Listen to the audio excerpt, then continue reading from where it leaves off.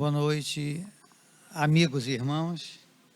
Que a paz de Jesus possa envolver a todos nós que aqui estamos, não só nós encarnados, como também aos nossos irmãos desencarnados.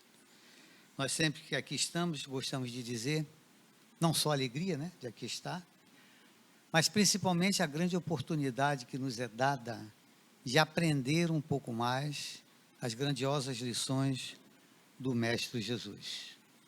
E nesta noite não será diferente, até porque ele diz com muita clareza que quando duas ou mais pessoas se reunissem em seu nome, ele estaria entre elas, presente, né? Então que possamos nós estarmos receptivos às boas intuições que certamente teremos através dos prepostos de Jesus. O tema que o Aldo já nos mostrou, ou falou, o reino de Deus está dentro de vós, mas também a gente vê uma grafia, o reino de Deus está em vós, que é a mesma coisa, né? E nas nossas pesquisas, né, muito na obra de Emmanuel, né, também de Haroldo Dutra, nós vimos algumas situações que essa expressão, reino de Deus, mas também falado reino dos céus, ela é muito vista e muito usada, e foi muito usada, não só no Novo, também como no Velho Testamento, né? E para sabermos o significado disso, é preciso que a gente volte um pouquinho, né, assim, lá por 2.000, 3.000 anos, né, aos povos que produziram os textos bíblicos. Mas eu tive uma curiosidade de abrindo o nosso Evangelho segundo o Espiritismo, né, na internet, fica mais fácil, e o Ctrl+F famoso, não é assim?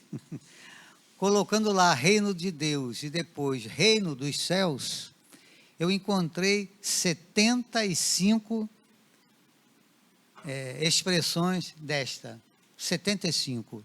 Evidentemente que eu não vou conseguir falar, né, as 75.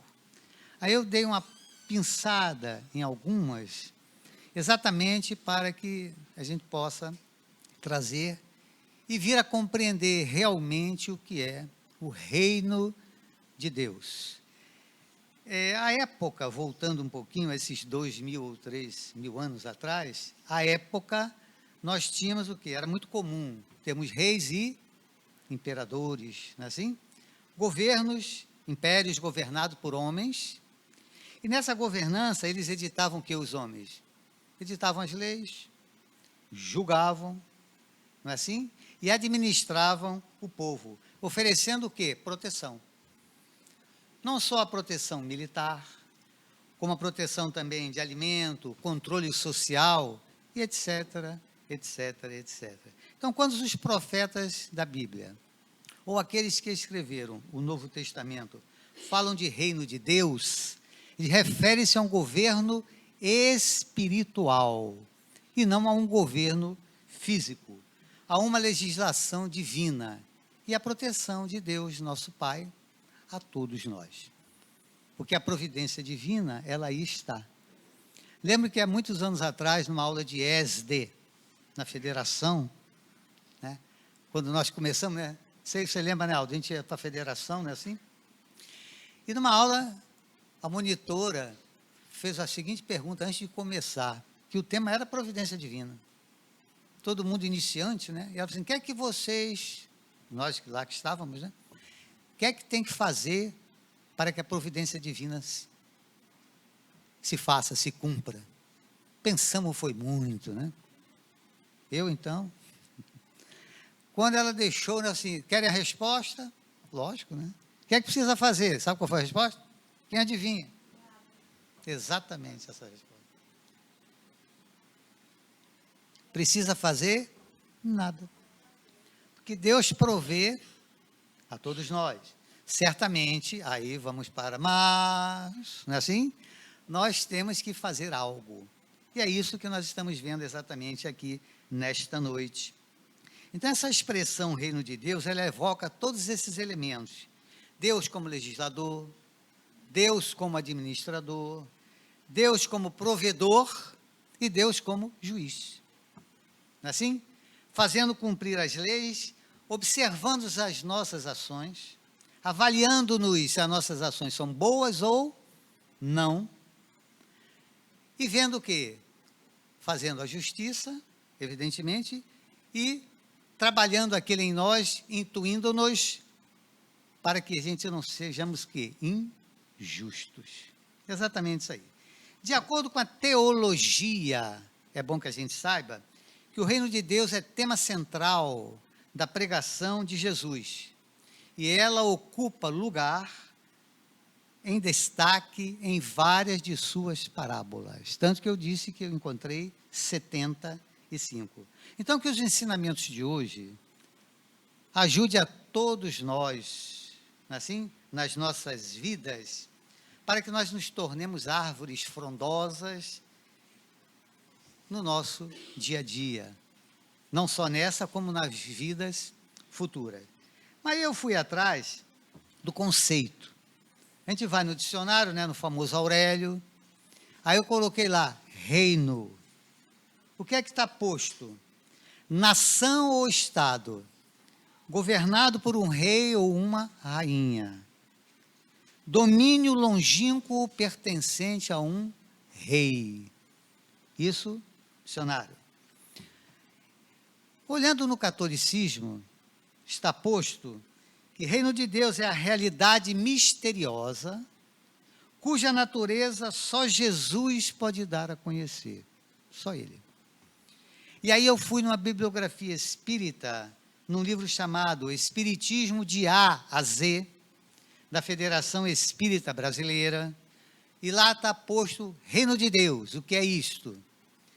Estado de felicidade proporcional ao grau evolutivo de cada um de nós. Concordam? Exatamente isso aí.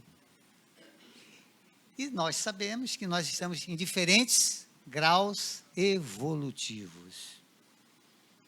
Sabemos e estudamos na casa, né? Já porque nós estamos na Aleluia. Nas segundas-feiras, então, muito. Não é assim? Por isso que o atendimento espiritual, ele não é feito à distância, ele é presencial.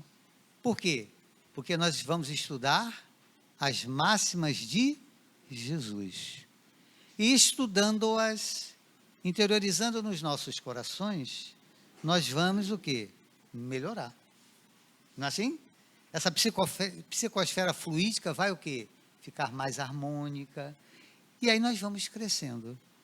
Mas também está posto lá no livro Espiritismo.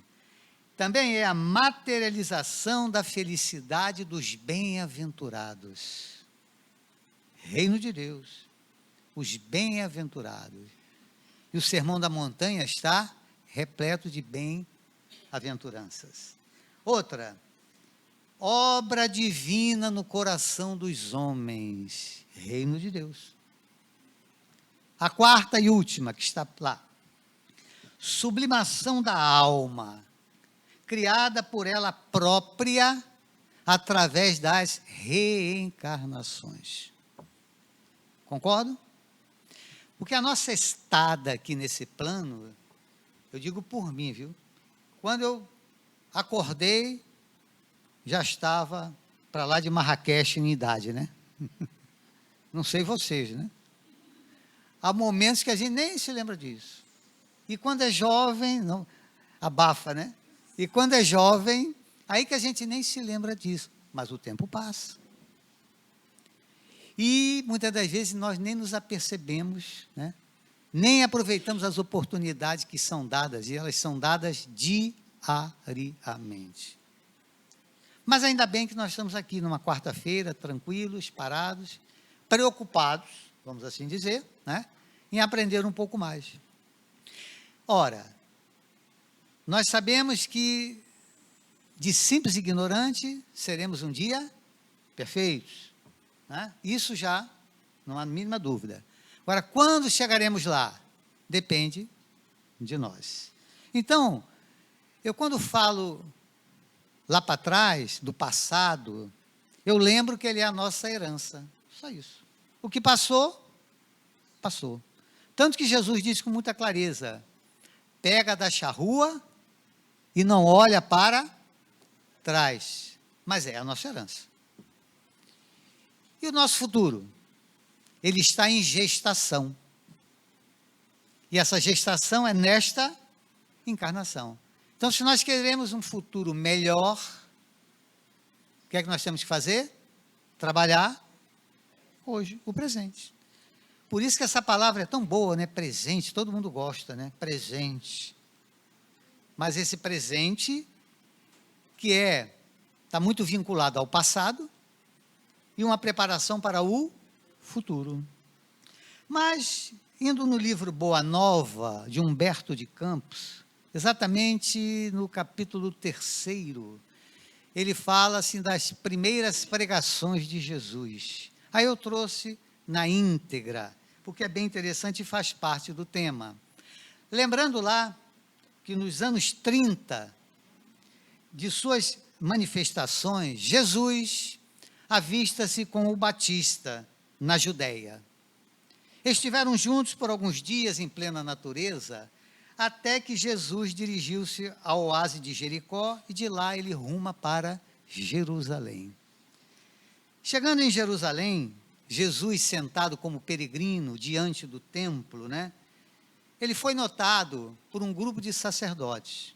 Alguns passaram e nem, mas outros, magnetizados, né, por aquele olhar profundo do mestre, pararam. E um deles, Hanã, que mais tarde foi o juiz, um dos juízes de Jesus, próximo à sua crucificação, ele se aproxima e fala com Jesus: Galileu, que fazes na cidade? E Jesus assim responde: passo por Jerusalém, buscando a fundação do reino de Deus. Hanã diz assim: reino de Deus? E acentuada ironia, ele fala assim: e que pensas tu que venhas a ser isso? A interroga Jesus. E Jesus responde: esse reino é a obra divina no coração dos homens. Com muita calma, com muita clareza, né?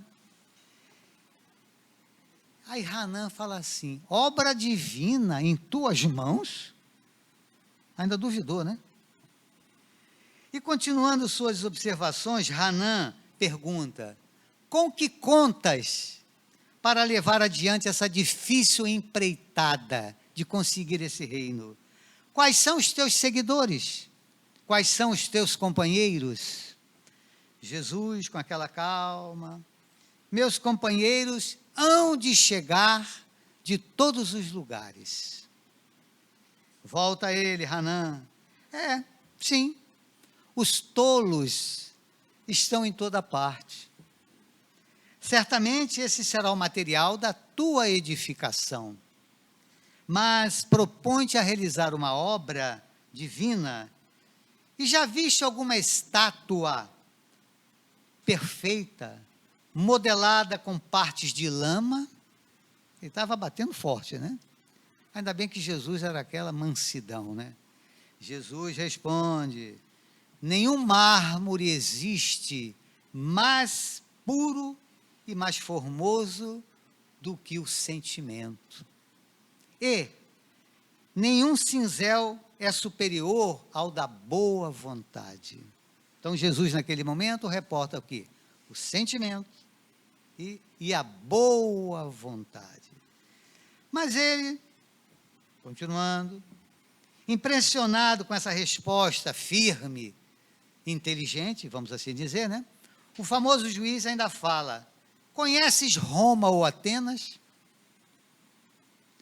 Jesus responde: conheço o amor e a verdade.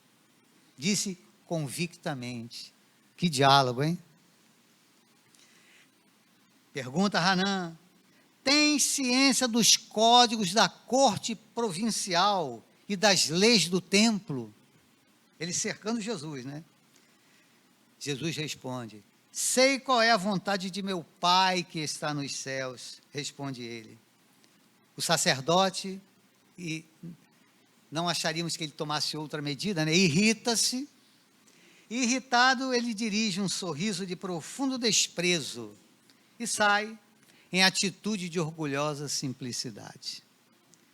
Jesus, já na manhã seguinte, é visto a contemplar as maravilhas do santuário, do templo que eu refiro, e interna-se pelas estradas a caminho da Galileia. Depois de ter passado por Nazaré, Jesus chega em Cafarnaum, como se procurasse com muita atenção alguém, né? Algum amigo, à sua espera. Em instantes, ele ganha as margens do Tiberíades e se dirige decidido a um grupo de pescadores, como se de antemão os conhecesse. Com certeza, sim, né? Os pescadores entoavam uma canção e, dispostos inteligentemente nas barcaças móveis que lá estavam, deitavam as redes com alegria. E aí Jesus se aproxima de dois deles, quando desembarcaram. E quem eram esses dois? Simão e André, filhos de Jonas. E Jesus fala para eles: venho da parte de Deus e vos convido a trabalhar na minha instituição ou pela instituição do seu reino na terra. Imagine Jesus chegando perto das pessoas e com esse convite. André lembrou-se de tê-lo visto em Betsaida e sabido alguma coisa a respeito de Jesus, enquanto Simão só contemplava. Mas, quase a um só tempo, dando expansão aos temperamentos acolhedores, eles exclamaram: sede bem-vindo. Jesus falou do Evangelho e, com um olhar incendiado de júbilos divinos, estando também muitos outros companheiros lá no lago, a observar os três, André, mostrando uma ingenuidade, né, pela resposta que nós vamos ver, ele exclama: um rei? Mas em Cafarnaum existem tão poucas casas. Ao que Pedro cedeu, como se a boa vontade suprisse o que? As deficiências, né? O lago é grande e há várias aldeias. O reino abrangerá isso tudo. O Senhor esboça um sorriso sereno e pergunta: quereis ser meus discípulos? André e Simão se interrogaram, permutaram sentimentos, Pedro ao lado refletindo, que homem seria aquele? Não sabiam explicar a confiança e o amor que sentiam no âmago do espírito, e sem uma sombra de dúvida responderam ao mesmo tempo: não ou sim? Sim.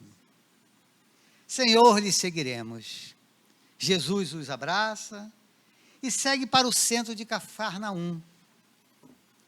Avistando um funcionário publicano, lá na intendência de Antipas, ele chega e pergunta: que fazes tu, Levi?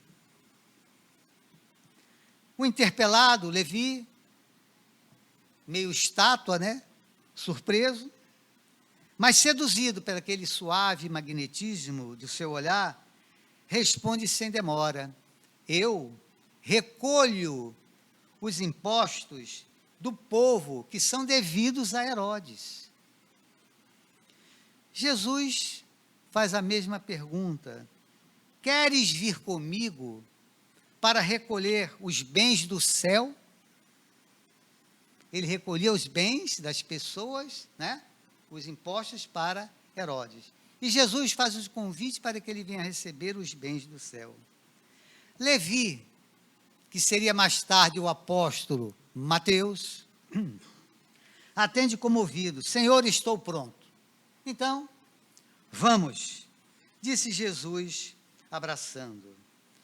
Nesta mesma tarde, Jesus faz a sua primeira pregação da Boa Nova na praça, já junto ao povo, e nota-se ali naquela fala de Jesus que o reino de Deus não é uma construção exterior, não é uma arquitetura humana, ela é uma obra divina, é uma obra interna, construída na intimidade do nosso espírito.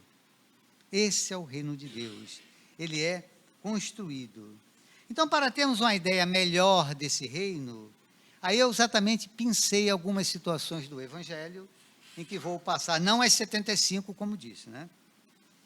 Então, eu vou primeiro no Mateus, no capítulo 13, versículo 3, quando está lá posto, e falou-lhes muitas coisas por parábolas, dizendo, eis que o semeador saiu a semear. Isso no 13, 3, o semeador sai a semear. No 13, 24, Jesus propõe outra parábola, e nesta outra parábola ele diz, o reino dos céus é semelhante a um homem que semeia boas sementes no seu campo. E aí vem aquela pergunta, né? Será que essa parábola do semeador tem alguma coisa a ver com o reino de Deus? Certamente que sim. A parábola do semeador, ela é uma metáfora, né? É um símbolo de construção do reino de Deus aonde? No nosso coração. No versículo 31, ainda no capítulo 13, Emmanuel, o reino de Deus é semelhante a um grão de mostarda que o homem recebeu e semeou em seu campo. Repito, o reino de Deus é semelhante a um grão de mostarda que o homem recebeu e semeou no seu campo. Então, a mostarda, como é trazida, como uma metáfora, mas ela é uma árvore enorme, né? Se alguém conhece, ela é uma árvore enorme, com uma semente minúscula. Só que essa semente, quando plantada, quando cultivada, quando adubada, ela se transforma numa árvore muito robusta. Tanto que há um ditado oriental, eu já gosto dos ditados orientais, né? Diz assim, qualquer homem é capaz de contar quantas sementes há numa laranja. Concordo? Qualquer homem é capaz de contar quantas sementes há numa laranja. Mas nenhum homem é capaz de dizer quantas laranjas há numa semente. Isso é um ditado oriental. E eles são sabidos, viu? Ora, o que é que ele está querendo dizer também? Que tudo na vida começa pequeno. É ou não é? Começa pequeno. Mas vai o quê? Se avolumando, se expandindo, se revelando. Tudo. Até as coisas materiais, né? Quem não lembra da Uniluz, embaixo do prédio, né, Aldo?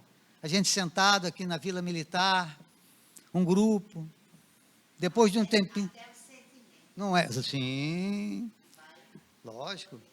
Até que conseguimos aquela casa que fica ali na rua do Banco do Brasil, dos escoteiros, né?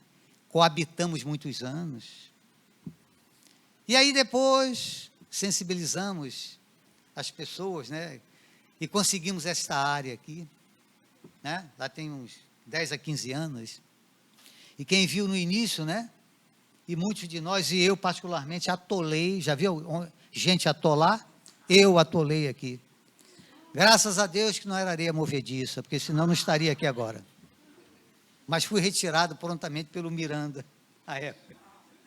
E hoje a Uniluz está aí, ó. Já pensando em quê? Construir mais ainda. Tudo começa pequeno. Também esse lado material. E assim somos nós, né? E assim somos nós. Temos que começar, temos que sair do lugar, temos que tomar uma decisão de avançar. E essa decisão, ao longo do tempo, trará frutos e fará diferença. Por isso que se diz, toda longa caminhada, ela começa pelo primeiro passo.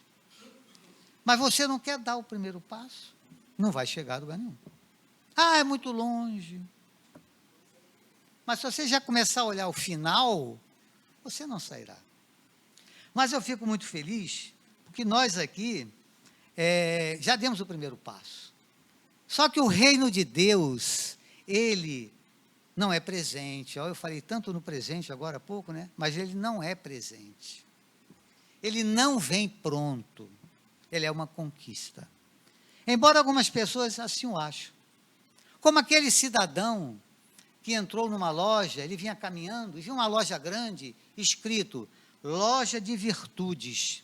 Ele se interessou, quem não se interessaria, né? Aí ele entra nessa loja de virtudes, e viu na prateleira os nomes, sabedoria, esperança, fé, paciência, perseverança. Quando viu tudo, ele viu isso, imagina os olhos, né? O que é que ele pensou? Resolvi meu problema. Acabou. Chama o atendente, que era um anjo, e fala assim, olha, faz o seguinte, me dê 2 porções de alegria, mas também me dê 2 de fé. Olha, eu quero 5 de paciência. E aproveite e me dê 8 porções de humildade. O anjo vai lá dentro, quando volta, vem com um saquinho. Quando ele vê o saquinho, né? Ele disse, mas que negócio é esse, né? Só isso? Aí o anjo diz assim, olha, aqui nós só vendemos as sementes. Os frutos, depende de quem? De você. Que terá o quê? Que plantar, terá que cultivar. O interessante é que quando o moço foi pagar, ele disse, não, está pago. Jesus já pagou. Será que nós, né, passando aqui por trás de mim, né? Nós, em algum momento, já fizemos isso? O reino de Deus não está pronto. O Criador dá as sementes. Cabe a nós cuidar, cultivar, não é isso? Conquistar as virtudes. Lembram? O que é que todo dia fala aqui na casa? Reforma íntima. Outro dia eu encontrei uma pessoa que disse, rapaz, não gosto dessa palavra. Eu não posso fazer nada. Porque o negócio é meio pesado. Quando reforma íntima, mas eu até mudei. Né? Mas eu mudei um pouquinho. Eu parei de falar reforma íntima e falei mudança de comportamento. Renovação de atitudes. Pronto. O que é isso, minha gente? É mudar. É fácil mudar? Hein? Eu brinco dizendo que existem pessoas, e eu estou no meio, viu?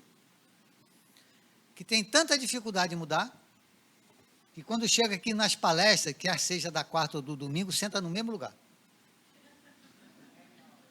É nós. Tem dificuldade. Somos nós. Mas outro dia eu vi a pessoa, rapaz, é tão bom de mudar de lugar que a gente olha o palestrante sob outro ângulo, vê a tribuna, mas a gente tem dificuldade. Isso é nós, seres humanos.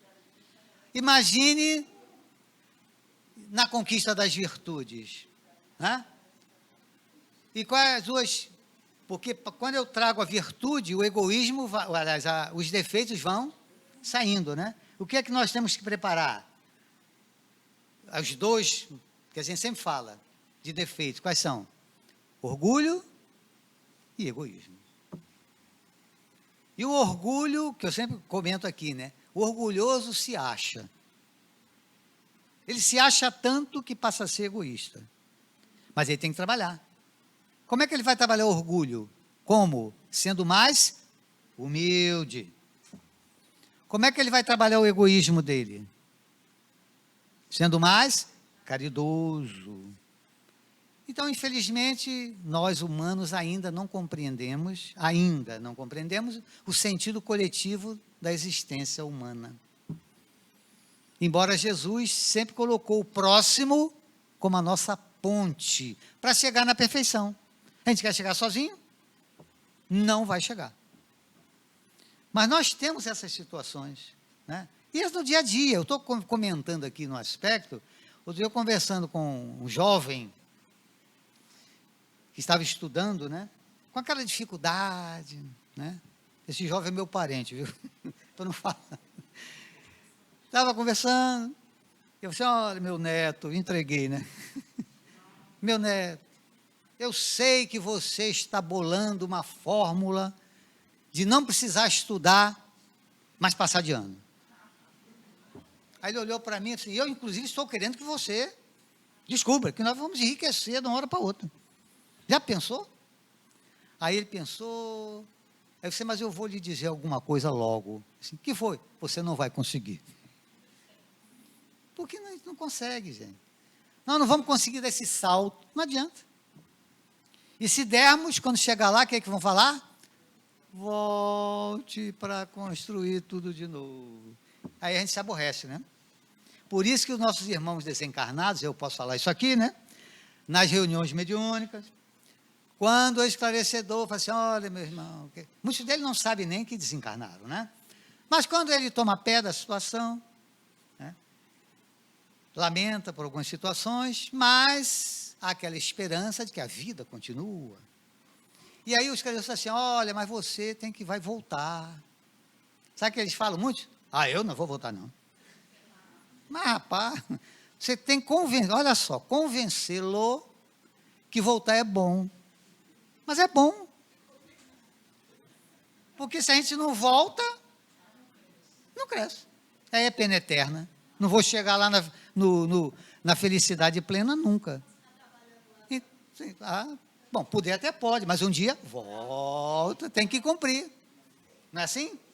Então veja, na parábola do grão de mostarda, Jesus ele começa a definir o reino de Deus, falando o quê? De um trabalho, de uma tarefa espiritual. Aí Emmanuel, no livro Pão Nosso, lá no capítulo 3, tem título O Arado, ele diz assim, é necessário, pois, que o discípulo sincero tome lições com o divino cultivador, abraçando-se ao arado da responsabilidade, na luta edificante, sem dele retirar as mãos, de modo a evitar prejuízos graves à terra de si mesmo. Veja, Emmanuel nos traz essa coisa maravilhosa, né? O arado. Então é necessário o quê? Que o discípulo sincero tome as lições com o divino cultivador. Olha como é que nós estamos com tudo e não estamos prosa. Deus nosso Pai, que não desampara nenhum de nós, manda Jesus como divino cultivador para nos orientar. E muitas das vezes nossos ouvidos entram por um lado e saem pelo outro. Até um dia, né? Evidentemente. Não é assim? O reino de Deus, porém, divino e imortal, escapa naturalmente à visão dos humanos. Esse reino, ele escapa, né, à nossa visão, porque não vem com a aparência exterior. Ele não vem com essas aparências exteriores. Aí tem umas dicas que o próprio Emmanuel nos dá. O que é que ele diz primeiro? Não adianta olhar para fora. Para encontrar o reino de Deus, é preciso olhar para dentro, para os aspectos imortais e divinos que existem dentro de nós mesmos. Segunda dica, no livro Bênçãos de Paz. Descobrindo gradativamente o reino do Senhor em nós mesmos, ante a espiritualidade maior. Aí nós vamos perceber que o reino de Deus não é uma obra humana, como pensavam lá atrás, há 2.000, 3.000 anos atrás, mas é uma obra que está dentro de nós, como Jesus disse a Hanã. Lembra daquele diálogo? Então, esse diálogo é exatamente interessante. O mesmo Emmanuel, perdão, no livro Fonte Viva, lá no capítulo 84, ele fala, tem um título, olha o título, Na Instrumentalidade. Ele diz assim, evitemos a execução insegura, indistinta ou perturbadora. Evitemos. Na tarefa que nos cabe. E o Rei Divino se manifestará mais rapidamente onde nós estivermos. E aí diz ele assim, não adianta você ter fé, mas não sabe tolerar as lacunas do próximo. Adiantou ter fé? Olha a outra que ele diz: não adianta suportar as fraquezas do vizinho, mas não governar os seus próprios impulsos. É só aparência, né? Mais uma. Não vou dizer todas não, que vocês vão lá no livro. Hein? Ser bondoso. Você é bondoso. Mas fugir ao estudo, fugir à meditação, favorecendo o quê? A ignorância. Isto é, o ignorar. É difícil. Essa é a última que eu vou falar. Viu? Ser entusiasta. Você é entusiasta. Mas escapa sutilmente ao esforço dos braços. Entusiasta para os outros, né? Aí isso é muito fácil. Até eu, né? Então, André Luiz, aí sim agora André Luiz, no livro Agenda Cristã, ele diz: a virtude não é uma voz que fala, e sim um poder que irradia. Aí ele faz uma comparação brilhante. Comparação essa interessante. Quando nós edificamos o reino de Deus dentro de nós, aí o quê? É uma paz, é uma harmonia, é uma psicosfera fluídica, tranquila, não é assim? E aí, as pessoas chegam ao nosso lado. Como é que elas se sentem? Bem, tranquilo. É o que o pessoal dizia, eu não tive a oportunidade, não sei se alguém aqui teve, de encontrar-se com Chico Xavier. Mas disse que quem se aproximava dele era aquela paz que ele irradiava com muita tranquilidade. Em contrapartida, quando nós encontramos com pessoas que não têm essa paz, que não têm essa tranquilidade, né? O que é que a gente sente? É físico, não é não? Ou vocês já entraram em algum local que quando, na hora que entrou, parece que o negócio aqui não está muito bom, não. Né?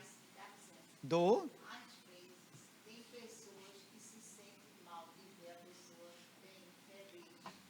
Aí entra a famosa inveja, né? Exatamente. Quando você encontra uma pessoa invejosa, uma pessoa maldosa, só pensa em coisa ruim, é ou não é? Só vibra negativamente. Chega na sua casa, olha para a planta, famoso olho gordo. Aí na próxima vez, assim, vou na sua casa, você não vem não, que eu vou sair. Você logo dispensa, né? Quer nem conversa. Infelizmente é assim. Mas nós temos que ter muito cuidado, porque nós estamos procurando o reino de Deus. Mas existem aqueles que estão procurando o reino da terra. E isso vocês vão ler, porque o relógio não deixa que eu fale tudo. Vocês vão ler, só vou dar a dica, né? Vocês vão ler, eu só começo. Vocês vão ler o livro Luz Acima, Irmão X. O título é esse, No Reino da Terra. E ele explica lá, no início eu falo, que após a vitória de Constantino, o diabo, um dia, tomou o disfarce do mestre. E com maneiras sacrílegas, ele chega à multidão reverente, né, e fala assim, um dos líderes, melhor dizendo, pergunta a esse que tomou o disfarce do mestre, e perguntou: Senhor, como saberemos quais são os maiores no reino da terra? Fez essa pergunta. A resposta é um pouco longa, né? Mas eu vou dizer aqui algumas. De olhar faiscante, não podia ser diferente, né? Embora dissimulado pela máscara apostólica, o rei das trevas, que parecia esperar, estava esperando essa pergunta, fala: em verdade vos digo, que os maiores da terra, no reino da carne, serão aqueles que souberem usar a mentira com as mais belas cores. Aqueles que respirarão os ares da montanha terrestre, os que defenderem ou que conseguirem as suas próprias bolsas, atento aos códigos dos convencionalismos exteriores. Crescerão sempre os que fugirem das associações pobres e humildes, fugirem. Os que cuidarem com exclusividade da túnica confiável e bem talhada. E aí vai, e aí vai. Avançarem sem escrúpulo de qualquer natureza, de modo a mostrarem no topo da escada dos interesses imediatos. E aí eu vou dar um pulo grande aqui. Ao final, ele diz assim, interessante, em verdade vos digo, que enquanto vos fizerdes simples, como as crianças, não estarei aptos à maioridade do reino dos céus. Isso é que foi dito. Agora, porém, vos digo, que enquanto não vos fizerdes maduros na habilidade humana, de modo algum possuireis o reino da terra. E conclui lá o nosso irmão X, no finalzinho. Muitos séculos decorridos sobre os ensinamentos de Jesus. Raríssimas pessoas pleiteiam lugar no reino de Deus. Raríssimas. No entanto, milhões de criaturas disputam ferozmente, todos os dias, os melhores recursos de alcançar a maioridade terrestre, segundo as definições de Satanás. O que é que nós vamos escolher? O reino dos céus ou o reino da terra? Bom, infelizmente, os humanos parece que navegam nos dois, né? Nós somos onda senoidal. Ora nós estamos bem, um monte de virtude. E ora nós estamos navegando nos defeitos. E eu nem falei nos vícios, viu? Só falei os defeitos. Veja que luta, ou que boa luta, nós temos que fazer. E depende de nós. Depende daquilo que foi trazido, né? E no livro Vinha de Luz ele nos traz que a lição do Evangelho, ela é semente viva. Infelizmente, nós temos percalços, perigos que ele chama. Vou dar 3 perigos aqui. Os tóxicos dos maus livros. Acontece. As discussões excitantes. Tem gente que a gente não consegue. Eu sou uma das pessoas que confesso que não sei conversar com pessoas que não sabem dialogar. Não consigo. Porque você quer falar, o outro não deixa. Ele quer partir para a discussão. Como ele sabe que eu não brigo, para me derrotar é fácil, não é só brigar. Sim. Aí eu tenho dificuldade. Então, quando eu encontro alguém, né, Aldo, nós conversando na segunda-feira, eu e o meu querido irmão Aldo, assim, Aldo, eu gosto de conversar com você, né, porque nós nos ouvimos e falamos na hora exata.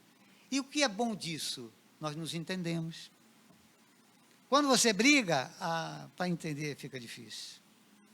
O hábito, olha só mais uma, o hábito de analisar os outros antes do autoexame. Nós gostamos de apontar um dedinho, né? Esquecendo, né? Oswaldo, ó. Infelizmente, nós não usamos de indulgência. Porque a pessoa que não é indulgente, o que é que ela faz? Ela começa o quê? Apontar o erro alheio. Isso é bom? Só que aponta muitas das vezes o erro, esquecendo do seu. E o outro está olhando. Não é? Não adianta você. Eu sei que o conselho é bom, né? Mas há um ditado que diz que se fosse bom, não se dava, né? Vendia. Sim, é um dito popular, né? Mas nós temos que prestar atenção exatamente nisso aí, ter cuidado. Dar o nosso exemplo, aconselhar, porém a pessoa, na hora que você faz, adianta um médico chegar para alguém e falar assim, olha meu irmão, você não deve fumar, porque o fumo é um problema para os pulmões, e ele com cigarro na boca. Eu sei que ele não está falando nada de errado, eu sei disso. Mas a pessoa vai dar uma credibilidade? Não. E isso dentro da nossa própria casa, né? Quantos dos nossos filhos já crescidos lembram assim, papai, lá atrás eu me lembro. Às vezes é uma coisa boa, né? E outras vezes, não boa. E aí, quando eles falam isso, assim, olha, meu filho, aquilo não foi um bom exemplo. E realmente é assim. Então, na realidade, há um ditado que diz que a vocação nasce de uma provocação de Deus. Interessante, né? A vocação nasce de uma provação de Deus. É essa semente, essa provocação que tem que ser cultivada no terreno do coração humano, que é receptivo, tanto quanto a terra. Senão vai ficar aquele pensamento daquele cidadão que passa por um matuto à beira da estrada, aqueles matutos que tratam da terra, né, palitinho na boca, lá sentado. E a pessoa chega e fala assim, meu senhor, essa terra dá laranja, o matuto, dá não, senhor. Mas essa terra dá café. Sim, dá não, senhor. Ah, essa terra dá mandioca. Dá não, senhor. Ah, então dá arroz. Dá não, senhor. Ah, mas dá feijão. Dá não, senhor. Quer dizer que nada que plantar nessa terra dá? Ah, se plantar dá. Exatamente isso aí. Então nós temos que plantar no nosso coração esse reino de Deus, que não é material. Ele é o quê? Espiritual. Exatamente isso. Então, repetindo, cabe a cada um de nós. Eu não gosto da palavra difícil, porque quando eu digo que é difícil, eu já crio uma barreira, um muro, né? Não é difícil. Eu prefiro como Ulisses fala, não é fácil. Que é a mesma coisa, mas ela soa melhor. Não é assim? Então, nós temos pleníssimas condições de fazermos essa reforma íntima que a casa tanto orienta, a doutrina. E essa reforma íntima nada mais, nada menos, é o que nós já comentamos. Tirar vícios e defeitos e trazer as virtudes. Mas esse trabalho é um trabalho diuturno. Isto é, toda hora. E cuidado, que as provações, elas chegam. Elas chegam, né? E quando a provação chega, às vezes a gente não age de acordo, que aquele exemplo que eu já dei 84 vezes aqui, hoje é 85. Em Abreu e Lima, muitos anos atrás, não houve um problema de saqueamento nas lojas? Não houve? Houve. Faço a pergunta, todo mundo que saqueou a loja lá era ladrão? Não. Mas aproveitou a oportunidade. Muitos entraram, pegaram, sim, olha a aprovação, mas olha a aprovação. Sim. Muitos pegaram, saíram carregando uma geladeira nas costas, quando chegou no meio do caminho, parou, voltou. Muitos nem pegaram, ou se levaram para casa. Depois até devolveram, quando perceberam aquilo que tinha feito de inadequado. Então as coisas acontecem diariamente, primeiramente na nossa casa, no nosso prédio, no nosso trabalho, na rua, na Uniluz, todos os locais. Não é assim? Mas sabedores nós que Deus não desampara a nenhum de nós, a nenhum. Todos nós somos filhos. Nós gostaríamos de concluir com uma poesia, embora eu não vá recitá-la, mas vou lê-la, que está no livro Parnaso de Além Túmulo, de Alta de Souza, e esta poesia tem tudo a ver com o reino de Deus, e tem o título Mensagem Fraterna. E diz assim: meu irmão, tuas preces mais singelas são ouvidas no espaço ilimitado, mas sei que às vezes choras consternado ao silêncio da força que interpelas. Volve ao teu templo interno abandonado, a mais alta de todas as capelas, e as respostas mais lúcidas e belas hão de trazer-te alegre e deslumbrado. Ouve o teu coração em cada prece, Deus responde em ti e te esclarece, com a força eterna da consolação. Compreenderás a dor que te domina, sob a linguagem pura e peregrina da voz de Deus, em luz de redenção. Muita paz.